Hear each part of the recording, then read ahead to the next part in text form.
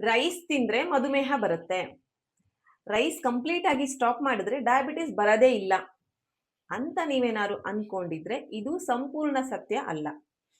ನನ್ನ ಹತ್ರ ಬರೋ ಅನೇಕ ರೋಗಿಗಳು ಎಷ್ಟೋ ಜನ ಸೇಮ್ ಅಮೌಂಟ್ ಅಲ್ಲಿ ರೈಸ್ ತಿಂತಾರೆ. ಅದರಲ್ಲಿ ಒಬ್ಬರಿಗೆ ಒಂದ್ಸಾರಿ 250 ಅಂತ ತೋರಿಸಿದ್ರೆ ಡಯಾಬಿಟಿಕ್ ಲೆವೆಲ್, ಇನ್ನೊಬ್ಬರಿಗೆ 140 ಅಂತ ತೋರಿಸುತ್ತೆ. ಇದು ರೈಸ್ ಪ್ರಾಬ್ಲಮ್ ಅಲ್ಲ. ರೈಸ್ ಜೊತೆ ಏನ್ ತಿಂತಾ ಇದ್ದೀರಾ, ಹೇಗೆ ತಿಂತಾ ಇದ್ದೀರಾ ಅನ್ನೋದು ಮುಖ್ಯ. ಒಂದು ಚಿಕ್ಕ ಬದಲಾವಣೆ ನಿಮ್ಮ ರಕ್ತದಲ್ಲಿನ ಸಕ್ಕರೆ ಪ್ರಮಾಣದ ಏರಿಕೆಯನ್ನು ನಿಧಾನಗೊಳಿಸುತ್ತೆ. ನಿಮ್ಮ ಮೆದುಜೀರಕ ಗ್ರಂಥಿ ಅಂದ್ರೆ ಪ್ಯಾಂಕ್ರಿಯಾಸ್ ಅಲ್ಲಿರೋ ಒತ್ತಡನ ಕಡಿಮೆ ಮಾಡುತ್ತೆ. ವರ್ಷಗಳ ನಂತರ ಡಯಾಬಿಟಿಕ್ ಕಾಂಪ್ಲಿಕೇಶನ್ಸ್ ಏನ್ ಬರುತ್ತೆ ನೋಡಿ, ಅದನ್ನ ಕಡಿಮೆ ಮಾಡೋಕೆ ಸಹಾಯ ಮಾಡುತ್ತೆ. ಭಾರತದಲ್ಲಿ ಸುಮಾರು 10 ಕೋಟಿಗಿಂತಲೂ ಜಾಸ್ತಿ ಜನ ಡಯಾಬಿಟಿಕ್ ಇದ್ದಾರೆ, ಮತ್ತೆ ಲಕ್ಷಾಂತರ ಜನ ಪ್ರೀ ಡಯಾಬಿಟಿಕ್ ಇದ್ದಾರೆ. ಎಷ್ಟೋ ಜನರಿಗೆ ಅದರ ಅರಿವೇ ಇಲ್ಲ. ಯಾಕೆ ಅಂದ್ರೆ ಮಧುಮೇಹ ಡಯಾಬಿಟಿಕ್ಕು ಯಾವುದೇ ತರ ದೇಹದ ನೋವಿನಿಂದ ಬರಲ್ಲ, ಇದು ನಿಶಬ್ದವಾಗಿ ಬರುತ್ತೆ.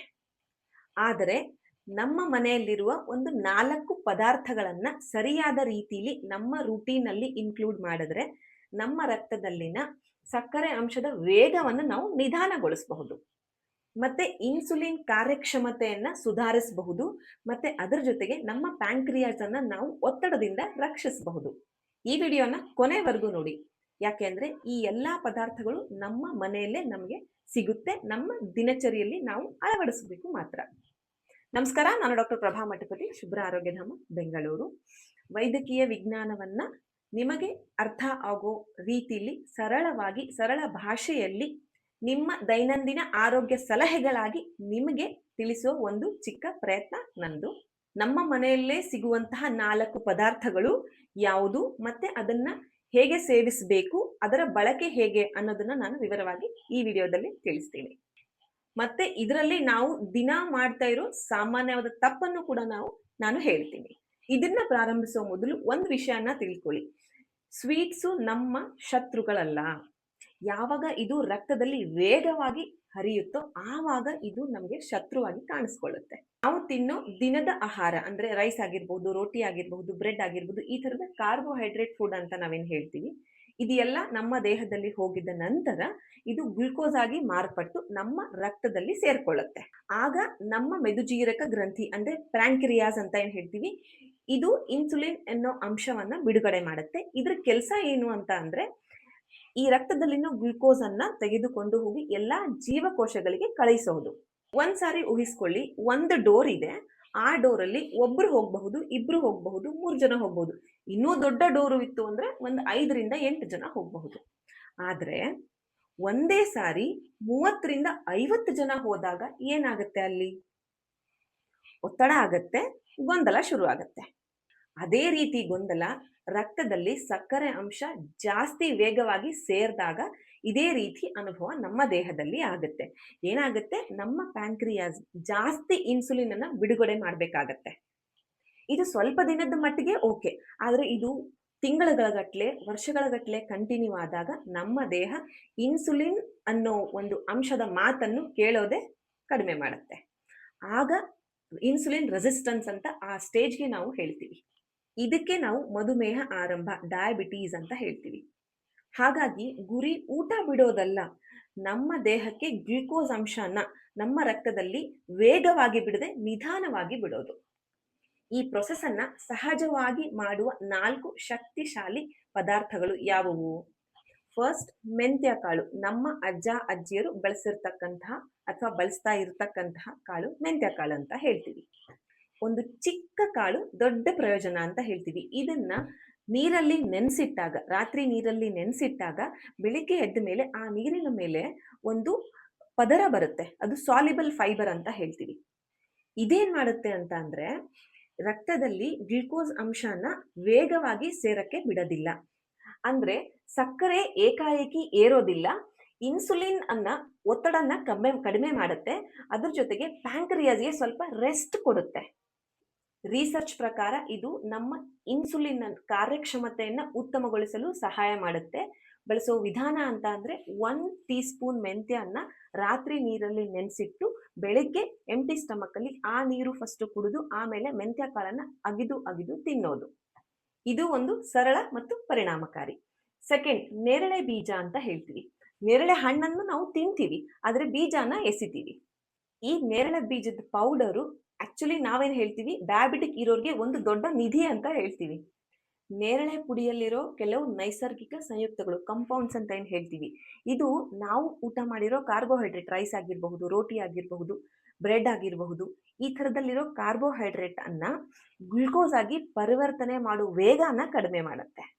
ಇದರಿಂದ ಏನಾಗುತ್ತೆ, ಊಟ ಆಗಿದ ತಕ್ಷಣ ಇನ್ನು ರಕ್ತದಲ್ಲಿ ಸಕ್ಕರೆ ಅಂಶ ವೇಗ ಆಗುತ್ತೆ ನೋಡಿ, ಅದು ಸುಧಾರಿಸುತ್ತೆ, ಅದು ಕಡಿಮೆ ಆಗುತ್ತೆ. ಇದರಲ್ಲಿರೋ ಆಂಟಿ ಆಕ್ಸಿಡೆಂಟ್ಸ್ಗಳು ನಮ್ಮ ದೇಹದಲ್ಲಿ ಇನ್ಸುಲಿನ್ ಉತ್ಪಾದಿಸುವ ಕೋಶಗಳನ್ನ ದೀರ್ಘಕಾಲದ ಹಾನಿಯಿಂದ ರಕ್ಷಿಸುತ್ತೆ. ಬಳಸುವ ವಿಧಾನ ಅಂತ ಅಂದ್ರೆ ಅರ್ಧ ಟೀ ಚಮಚಕ್ಕಿಂತ ಕಮ್ಮಿ. ಇದನ್ನ ಬಿಸಿ ನೀರಿನ ಜೊತೆಗೆ ಊಟ ಆದಮೇಲೆ ನಾವು ಹೇಳಿರೋದಕ್ಕಿಂತ ಪ್ರಮಾಣಕ್ಕಿಂತ ಕಡಿಮೆನೆ ಬಳಸಿ, ಜಾಸ್ತಿ ಬೇಡ. ಥರ್ಡ್, ದಾಲ್ಚಿನ್ನಿ ಅಂತ ಹೇಳ್ತೀವಿ. ಒಂದು ಚಿಕ್ಕ ಮಸಾಲೆ, ಪ್ರಪಂಚಾದ್ಯಂತ ರಕ್ತದಲ್ಲಿನ ಸಕ್ಕರೆ ನಿಯಂತ್ರಣ ಮಾಡೋದಕ್ಕೆ ಪ್ರಸಿದ್ಧವಾಗಿದೆ. ಈ ದಾಲ್ಚಿನ್ನಿ ಪೌಡರು ದೇಹದಲ್ಲಿ ಇನ್ಸುಲಿನ್ ಅನ್ನು ಉತ್ತಮವಾಗಿ ಪ್ರತಿಕ್ರಿಯಿಸೋಕೆ ಹೆಲ್ಪ್ ಮಾಡುತ್ತೆ. ಇನ್ಸುಲಿನ್ ಅನ್ನು ಒಂದು ಕೀ ಅಂತ ಅನ್ಕೊಳ್ಳಿ, ಮತ್ತೆ ನಮ್ಮ ಎಲ್ಲಾ ಜೀವಕೋಶಗಳು ಬೀಗ ಹಾಕಿದ ಬಾಗಿಲು ಅಂತ ಅನ್ಕೊಳ್ಳಿ. ಡಯಾಬಿಟಿಕ್ ಇರೋರ್ಗೆ ಈ ಎಲ್ಲಾ ಜೀವಕೋಶಗಳ ಬಾಗಿಲು ಸರಿಯಾಗಿ ತೆಗೆಯೋದಿಲ್ಲ. ಬಟ್ ದಾಲ್ಚಿನ್ನಿ ಪೌಡರ್ ಏನ್ ಮಾಡುತ್ತೆ, ಇದನ್ನ ಸುಲಭವಾಗಿ ತೆಗೆಯೋಕೆ ಹೆಲ್ಪ್ ಮಾಡುತ್ತೆ. ಜೊತೆಗೆ ಕಾರ್ಬೋಹೈಡ್ರೇಟ್, ನಾವು ಊಟ ಮಾಡಿರೋ ಕಾರ್ಬೋಹೈಡ್ರೇಟ್ ಜೀರ್ಣಕ್ರಿಯೆ ನಿಧಾನಗೊಳಿಸುತ್ತೆ. ರಕ್ತದಲ್ಲಿನ ಸಕ್ಕರೆ ಅಂಶ ಕೂಡ ಇದು ನಿಯಂತ್ರಣ ಮಾಡುತ್ತೆ. ಬಳಸುವ ವಿಧಾನ ಅಂತ ಅಂದ್ರೆ ಪ್ರತಿದಿನ ಕೇವಲ ಅರ್ಧಕ್ಕಿಂತ ಕಮ್ಮಿ, 1/4 ಟೀ ಚಮಚ ಅಂತ ಹೇಳ್ತೀವಿ. ಅದನ್ನ ನೀವು ಒಂದು ನಿಮ್ ದಾಲಲ್ಲಾದ್ರೂ ಹಾಕಬಹುದು, ನಿಮ್ ಟೀ ಕಾಫಿಲಾದ್ರೂ ಹಾಕಬಹುದು, ಅಥವಾ ನಿಮ್ಮ ಕಷಾಯದಲ್ಲೂ ಹಾಕಬಹುದು. ಸ್ವಲ್ಪ ಪ್ರಮಾಣ ಪ್ರತಿದಿನ ಆದ್ರೆ ಉತ್ತಮ ಪ್ರಯೋಜನ. ಲಾಸ್ಟ್, ಫೋರ್ತ್ ಅಂತ ಹೇಳ್ತೀವಿ. ಇದು ಹೇಳೋಕ್ಕಿಂತ ಮುಂಚೆ ಇದನ್ನ ನಾವು ದಿನದ ಫುಡ್ ಅಲ್ಲಿ ತಗೋತೀವಿ, ಆದ್ರೆ ಊಟ ಮಾಡ್ಬೇಕಾದನ್ನ ಆ ಎಲೆನ ನಾವು ಎತ್ತಿಡ್ತೀವಿ. ನಿಮ್ಗೀಗ ಗೊತ್ತಾಗಿರುತ್ತೆ ಅದು ಯಾವುದು ಅಂತ. ಎಸ್, ಕರಿಬೇವು. ಇದು ಚಿಕ್ಕ ಕರಿಬೇವಿನ ಎಲೆಗಳು ನಮ್ಮ ರಕ್ತದಲ್ಲಿನ ಸಕ್ಕರೆ ನಿಯಂತ್ರಣಕ್ಕೆ ದೊಡ್ಡ ಸಹಾಯ ಮಾಡಬಹುದು.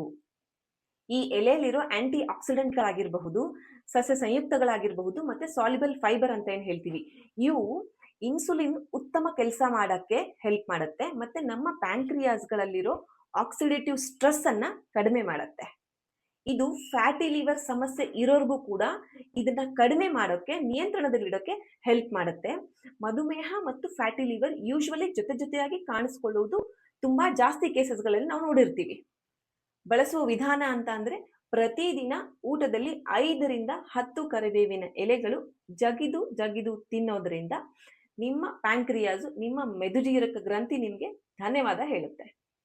ಒಂದು ವಿಷಯ ನೆನ್ಪಿಟ್ಕೊಳ್ಳಿ, ಯಾವುದೇ ಆಹಾರ ಮ್ಯಾಜಿಕ್ ಅಲ್ಲ, ಯಾವುದೇ ಆಹಾರ 100% ಔಷಧಿಯಾಗಿ ಕೆಲಸ ಮಾಡಲ್ಲ. ಯಾವಾಗ್ಲೂ ನಾನು ದಿನಾ ಸ್ವೀಟ್ಸ್ ತಿಂತೀನಿ, ಸಕ್ಕರೆ ಪಾನೀಯಗಳನ್ನು ಕುಡಿತೀನಿ, ಮತ್ತೆ ಇದೆಲ್ಲ ಫಾಲೋ ಮಾಡ್ತೀನಿ ಅಂದ್ರೆ ಅದು ತಪ್ಪು.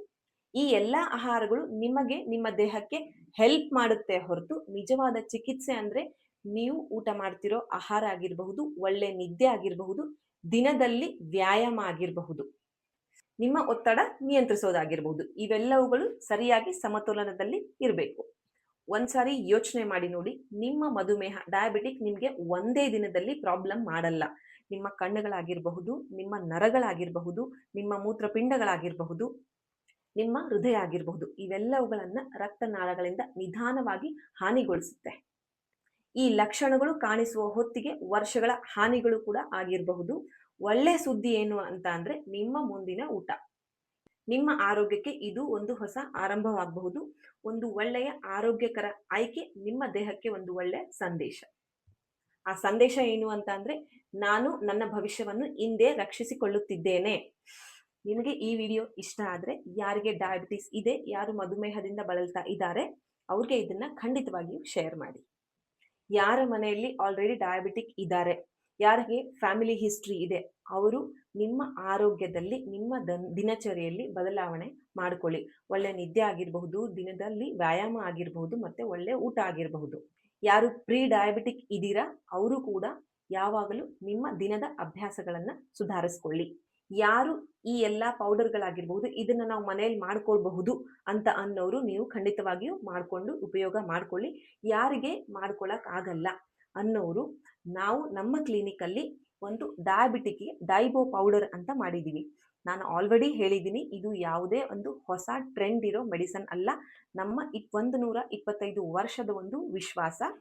ಈ ಮೆಡಿಸನ್ ಅಲ್ಲಿ ನಾವು ಮೆಂತ್ಯ ಪೌಡರ್ ಆಗಿರಬಹುದು, ನೆಲ್ಲಿಕಾಯಿ ಪೌಡರ್ ಆಗಿರಬಹುದು, ಡಯಾಬಿಟಿಕ್ ಕಮ್ಮಿ ಮಾಡೋಕೆ, ರಕ್ತದಲ್ಲಿನ ಸಕ್ಕರೆ ಅಂಶನ ನಿಯಂತ್ರಣೆ ಮಾಡೋದಕ್ಕೆ ಯಾವ್ದ್ಯಾವುದು ಆಯುರ್ವೇದ ಪದಾರ್ಥಗಳು ಬೇಕು ಎಲ್ಲವನ್ನು ಬೆರೆಸ್ಬಿಟ್ಟು ಸರಿಯಾದ ರೀತಿಯಲ್ಲಿ ನಾವು ಇದನ್ನ ಒಂದು ಡಾಬೋ ಪೌಡರ್ ಅಂತ, ಇದನ್ನ ಬೇಕು ಅಂತ ಅಂದ್ರೆ ನಮ್ ಜೊತೆಗೆ ಕನೆಕ್ಟ್ ಮಾಡಿ ಮತ್ತೆ ನಮ್ ಜೊತೆಗೆ ಮಾತಾಡಿ. ಇದನ್ನ ನಾವು ತಗೋಬಹುದಾ, ಇದನ್ನ ನಾವು ಉಪಯೋಗಿಸಬಹುದಾ ಅಂತ ಅನ್ನೋರು, ಅಥವಾ ಯಾವ ರೀತಿ ಉಪಯೋಗಿಸ್ಬೇಕು, ಯಾರು ಇದನ್ನ ಯೂಸ್ ಮಾಡಬಹುದು, ಪ್ರೀ ಡಯಾಬಿಟಿಕ್ ಅವರು ಯೂಸ್ ಮಾಡಬಹುದಾ ಅನ್ನೋದೇನು ಪ್ರಶ್ನೆ ಇದ್ರೆ ನೀವು ಕೊಟ್ಟಿರೋ ನಂಬರ್ಗೆ ನಮ್ಮನ್ನ ಕನೆಕ್ಟ್ ಮಾಡಿ ನಮ್ ಜೊತೆಗೆ ಮಾತಾಡಿ, ಕ್ಲಿಯರ್ ಮಾಹಿತಿ ನಾವು ನಿಮ್ಗೆ ಕೊಡ್ತೀವಿ. ನಾನು ಡಾಕ್ಟರ್ ಪ್ರಭಾ ಮಠಪತಿ, ಶುಭ್ರ ಆರೋಗ್ಯಧಾಮ. ನಮ್ಮ ಕ್ಲಿನಿಕ್ ಅಲ್ಲಿ ನಾವು ಮೆಟಬಲಿಕ್ ಡಿಸಾರ್ಡರ್ಸ್ ಆಗಿರಬಹುದು, ಕೀಲ್ ನೋವಾಗಿರಬಹುದು, ಯಾವುದೇ ತರದ್ದು ಪೇನ್ ಮ್ಯಾನೇಜ್ಮೆಂಟ್ ಆಗಿರಬಹುದು, ಮತ್ತೆ ಡಿಸೀಸಸ್, ಸ್ಕಿನ್ ಡಿಸಾರ್ಡರ್ಸ್ ಆಗಿರಬಹುದು, ಡಿಸೀಸಸ್ ಆಗಿರಬಹುದು, ಎಲ್ಲಾ ತರಹದ ಲೈಫ್ ಸ್ಟೈಲ್ ಡಿಸೀಸಸ್ ಆಗಿರಬಹುದು, ಇವೆಲ್ಲವುಗಳಿಗೆ ನಾವು ಸರಿಯಾದ ಆರೋಗ್ಯ ಮತ್ತು ಸರಿಯಾದ ಮಾಹಿತಿ ಕೊಟ್ಟು ಅವ್ರಿಗೆ ಲೈಫ್ ಸ್ಟೈಲ್ ಅಲ್ಲಿ ಚೇಂಜಸ್ ಮಾಡಿ ಅವ್ರಿಗೆ ಇದನ್ನ ಹೇಗೆ ಮ್ಯಾನೇಜ್ ಮಾಡಬೇಕು ಅನ್ನೋದನ್ನ ನಾವು ಹೇಳ್ಕೊಟ್ಟಿದ್ದೇವೆ, ಮತ್ತೆ ಟ್ರೀಟ್ಮೆಂಟ್ ಕೂಡ ಮಾಡಿದ್ದೇವೆ. ನಿಮಗೂ ಕೂಡ ವೈಯಕ್ತಿಕ ಮಾಹಿತಿ ಬೇಕು ಅಂತ ಅಂದ್ರೆ ಕೊಟ್ಟಿರೋ ನಂಬರ್ಗೆ ಕನೆಕ್ಟ್ ಮಾಡಿ ನಮ್ಮ ಜೊತೆಗೆ ಮಾತಾಡಿ. ಧನ್ಯವಾದಗಳು.